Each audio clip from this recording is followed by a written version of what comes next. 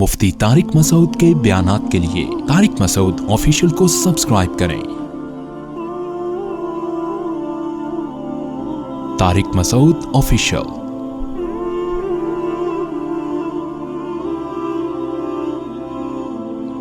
کچھ چیزیں ایسی ہیں جن کی باڈی کو لت پڑ جاتی ہے، تو ان میں صرف توبہ کافی نہیں ہوتی، کسی سے کاؤنسلنگ کی ضرورت ہوتی ہے۔ جیسے چرس کی عادت پڑ گئی یا ہیروئن کی عادت پڑ گئی، کسی ہیروئن جی نے ہمارا بیان سنا اور توبہ کر لی جا کے آئندہ ہیروئن نہیں پیوں گا، تو کیا خیال ہے نہیں پیے گا آئندہ؟ وہ تو ابھی پی کے آیا تھا نا، اس لیے توبہ کر لی، ابھی تو ٹھنڈا ہوا ہے۔ جب ہیروئن کی طلب پیدا ہوگی تو جسم مچلے گا، چاہیے چاہیے۔ مفتی صاحب بیان کر رہے تھے قرآن میں آتا ہے حرام، حدیث میں حرام، جہنم کی آگ، چولہے پہ جائے گا آگ دیکھے گا، بڑی خطرناک ہے بھائی، لیکن جو آگ اندر جل رہی ہے تو یہ باڈی کی ریکوائرمنٹ ہوتی ہے۔ تو ایسے ہیروئن چی کو کہا جائے گا بھائی ہیروئن سے توبہ بھی کرنی ہے اور فوراً قریبی ڈاکٹر سے رجوع بھی کرنا، کہ وہ ہیروئن کے علاوہ کوئی ایسا ٹیکا فی الحال لگا دے، چرس پہ لے آئے ٹھیک ہے،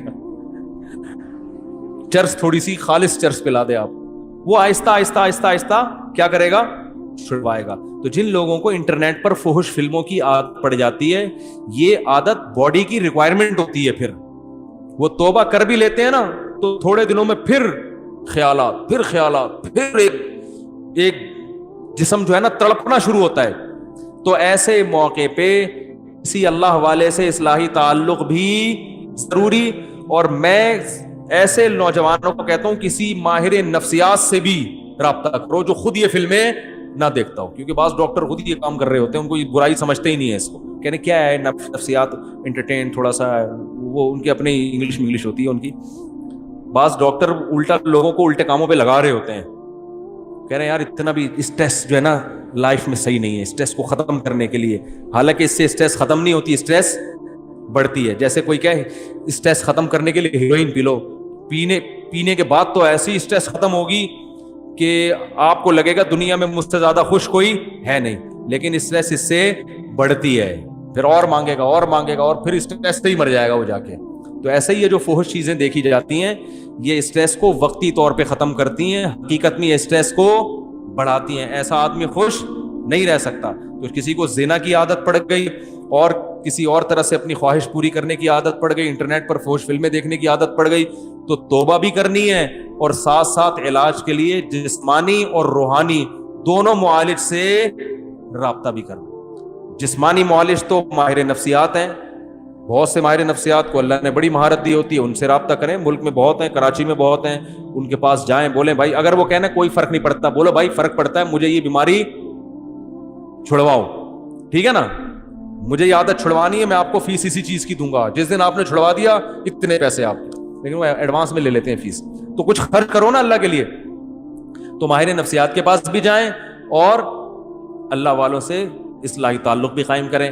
کسی بزرگ سے بیعت ہو، ان کو بتائیں، تو آپ کو ایک نسخہ میں ویسے ہی بتا دیتا ہوں کہ کوئی بزرگ نہیں مل رہے، بزرگ بھی مارکیٹ سے شارٹ چل رہے ہیں آج کل، لوگ کہتے ہیں، حالانکہ ہول سیل کے حساب سے بزرگ موجود ہیں، لیکن کسی بزرگ سے مناسبت ہونے میں ٹائم لگتا ہے، پھر بزرگوں کے پاس رش اتنا ہے کہ وہ نمبر ہی نہیں آتا لوگوں کا کہ وہ آپ کو ٹائم دے۔ تو اس میں پھر یہ ہے کہ اگر آپ کے ساتھ کوئی ایسا مسئلہ ہے تو بھائی کچھ علاج میں بتا دیتا ہوں۔ سب سے پہلا، تبلیغ میں 4 مہینے کے لیے نکل جاؤ، ایسی کی 4 مہینے تو کچھ دیکھنے کو نہیں ملے گا، اس سے نہ دیکھو، جیسے گناہ کرنے کی عادت پڑتی ہے کر کے، تو چھوٹنے کی عادت پڑتی ہے چھوڑ کے۔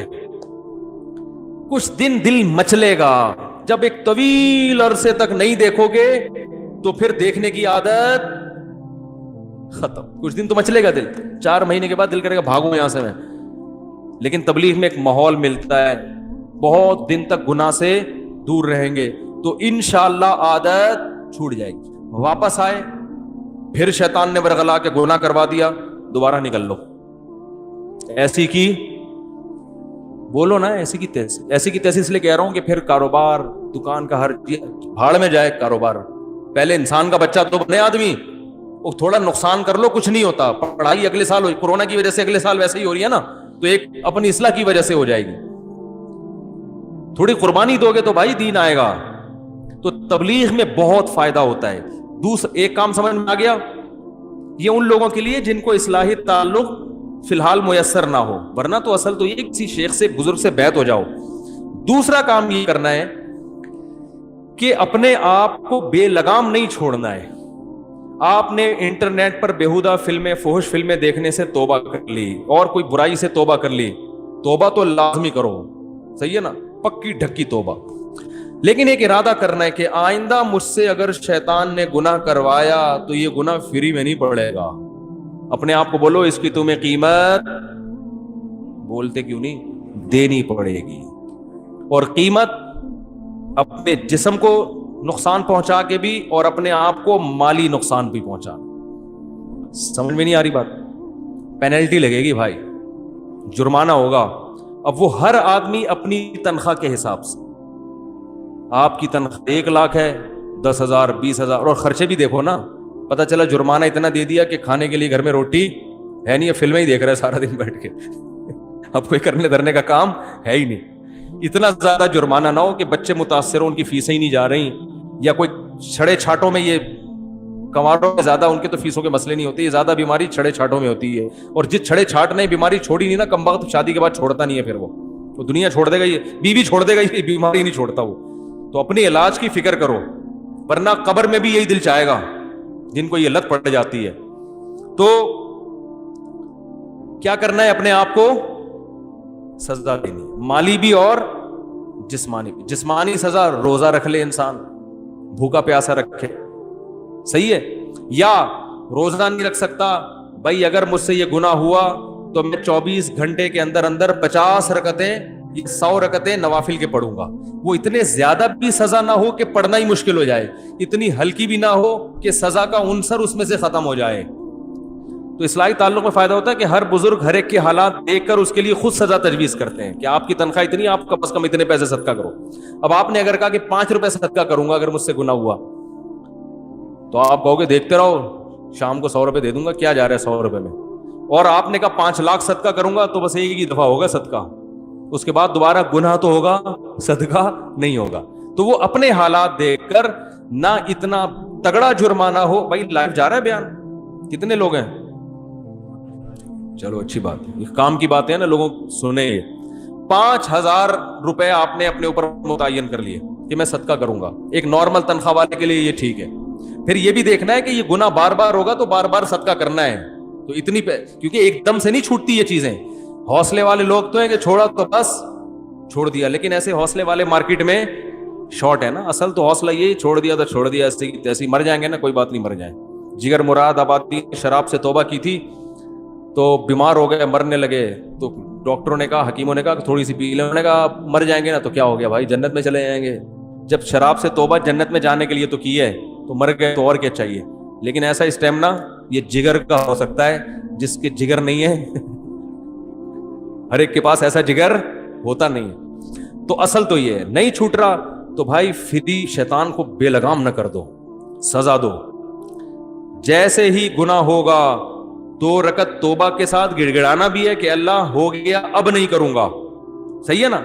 شیطان کہے گا پہلے بھی تو یہی کہا تھا اب نہیں کروں گا, دوبارہ یہی کہہ رہے اب نہیں کروں گا. تو شیطان کو بولے جب اللہ توبہ قبول کرنے کے لیے تیار ہے تو تیرے پیٹ میں مروڑ کیوں ہو رہا ہے, صحیح ہے نا. شیطان پتہ ہے توبہ چھڑوا دیتا ہے, کہہ رہے تیرے سے تو بار بار یہی کہہ کے جاتا ہے, پھر کر لیتا ہے, تو چھوڑ اب نہیں کر. تو شیطان سے بول کہ جب گناہ کرتے ہوئے شرم نہیں آ رہی تھی, حالانکہ توبہ کر کے گیا تھا نا, تو توبہ کرتے ہوئے شرم کیوں آئے بھائی. شرم تو گناہ کرتے ہوئے آنی چاہیے تھی کہ ابھی توبہ کر کے گیا ہوں پھر گناہ کر رہا ہوں. کرتے ہوئے شرم نہیں آ رہی, گناہ کرتے توبہ کرتے ہوئے شیطان جو ہے نا آپ کو شرمیلا بنانے کی کوشش کر رہا ہے. تو کیا کرنا ہے, گناہ ہو جائے تو فوراً سب سے پہلے تو 2 رکعت پڑھ کے اللہ سے معافی مانگ کے توبہ, اور فوراً اپنے اوپر جو آپ نے پہلے سے سوچا ہوا تھا, اس وقت نہیں سوچنا, پہلے سے سوچا ہوا تھا اگر یہ گناہ ہو گیا تو اتنے پیسے صدقہ کروں گا, یا نہیں اتنے پیسے بھی اور اتنے روزے بھی, یا اتنی نمازیں. جسمانی سزا میں نماز یا روزہ, اور مالی سزا میں پیسے. بعض لوگوں کی طبیعت میں سخاوت ہوتی ہے, وہ گناہ کرتے ہیں وہ پورے پیسے ہی اڑا دیتے ہیں, ان پہ پھر اس کا اثر نہیں ہوتا. لہذا ہم دونوں سزائیں بتاتے ہیں کہ جسمانی بھی ہو اور مالی بھی ہو, समझते हैं कि नहीं समझते हैं? तो ये फिर खुद से मुतय्यन करना है। इससे क्या होगा कि चपत पड़ना जब शुरू होगी, कहते हैं ना आईना बनता है रगड़े लाख जब खाता है दिल, कुछ न पूछो दिल बड़ी मुश्किल से बन पाता है दिल। दिल के जब रगड़े लगते हैं तो आहिस्ता आहिस्ता चमक पैदा होना शुरू। तो गुनाह के बाद जब सजा मिलेगी तो फिर अगली दफा गुनाह करते हुए ख्याल आएगा कि यार जेब से पैसे निकलेंगे, सोच ले तू सारे पैसे इसी में उड़ाने हैं क्या।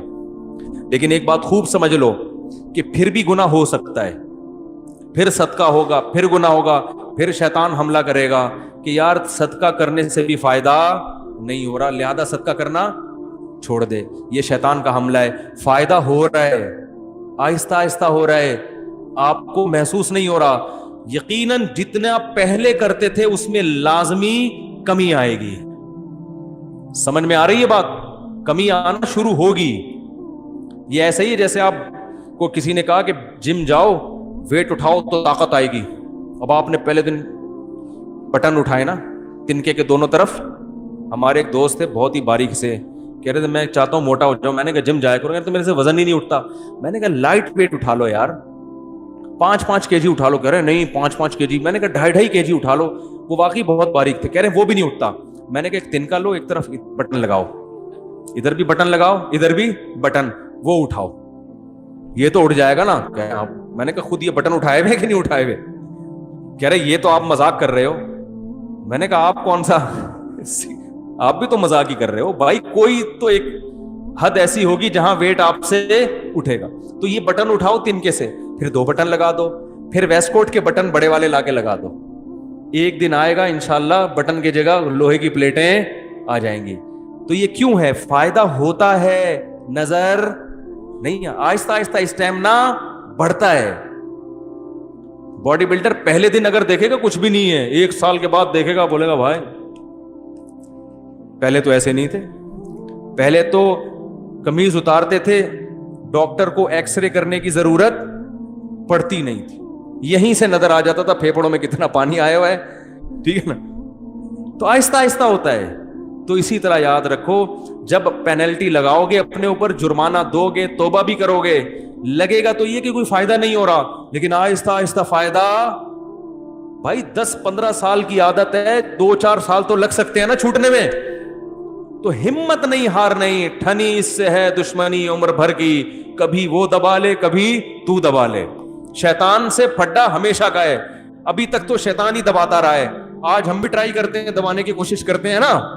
एक दिन आएगा इंशाल्लाह कुचल दोगे शैतान। तो मायूस नहीं होना है, छोड़ने की कोशिश बोलो ना भाई करनी है। दूसरी बात ये कि बिलफर्ज गुनाह अगर नहीं छूटा, आप सदका भी कर रहे हैं, रोजा भी रख रहे हैं या नमाजें भी पढ़ रहे हैं कफारे के तौर पे, असल तो ये कि छुड़वाना है गुनाह। ऐसी कि छोड़ के दुनिया छोड़ने से पहले पहले गुनाह छोड़ना है, क्योंकि इसका अंजाम अच्छा नहीं है।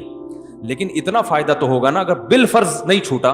शैतान कह रहा है ये तेरे से नहीं छूटेगा, तू खामखा में सदके कर रहा है। तो शैतान को बताएं यार कम से कम इतना तो हो रहा है ना कि तराजू के एक पलड़े में अगर गुनाह आ रहे हैं तो दूसरे पलड़े में नेकियां भी तो जमा हो रही है ना। क्या ख्याल है भाई? सदका तो खैरात भी तो, गरीबों को खिलाना, उनकी दुआएं, वो भी तो एक पलड़े में जमा हो रही है ना। तो असल तो यही है कि गुनाह से तो बहरहाल बचना ही बचना है। एक गुनाह भी अजाब जान बन सकता है, लेकिन शायद क़यामत के दिन अल्लाह की रहमत हो जाए, अल्लाह कहें ये तेरे गुनाह हैं, लेकिन फला मौके पे तूने रोज़ा रखा था, फला मौके पे तूने नमाज पढ़ी थी, तेरा दिल नहीं चाह रहा था, नफ्स को मार के तूने नमाज पढ़ी थी सजा के तौर पर, या तूने सदका किया था हालांकि तेरा पैसा खर्च करने का दिल नहीं चाह रहा था, तो उस नेकी का हो सकता है वजन आपके गुनाहों के वजन से ज्यादा हो जाए। नहीं आ रही बात? तो इधर कुछ बुरे काम कर रहे हो तो कुछ अच्छे भी तो लगा लो ना। तो चलो इधर गुनाह बढ़ रहे हैं, इधर नेकियों का ग्राफ भी तो ऊपर जाएगा, तो कुछ तो सजा मिलेगी, तो उसमें कुछ तो कमी हो जाएगी ना आखिरत में। और ये भी हो सकता है कि फुल माफी हो जाए। तो असल तो हदफ यही है कि छोड़ना ही है बहरहाल, लेकिन साथ साथ पेनल्टी भी लगानी है। तो इस तरीके से इंशाल्लाह गुनाह آہستہ آہستہ چھوٹ جائے گا. اور بہنوں کی وراثت ہے وہ تو فوراً جا کے حوالے کر دو. اس میں یہ نہیں کہ کل تک نہیں دی تو 50 روپے جرمانہ. وہ دو جتنے طارق روڈ کی دکانیں ہیں نا ابھی تک کھا کے بیٹھے ہوئے ہو, بہنوں کے جا کے ہینڈ اوور کر دو. فون کرو بھائی تمہارا یہ وراثت میں حصہ بنتا ہے, بتا دو کتنا بنتا ہے, ابھی سے بھیج دو, کیونکہ ابھی تھوڑا جوش پیدا ہوا ہوگا, 1 ہفتے بعد ختم. ٹھیک ہے نا. تو اسی طرح جس کا حق لیا ہوا ہے, کوئی قرضے کھا کے بیٹھے ہوئے, فوراً لے جا کے ادا کر دو. علماء اس کا اہتمام کرتے تھے کہ حق لینے میں تاخیر ہو سکتی ہے, دینے میں تاخیر نہیں ہونی چاہیے. اللہ تعالیٰ سے دعا ہے اللہ سمجھنے کے عمل کی توفیق عطا فرمائے.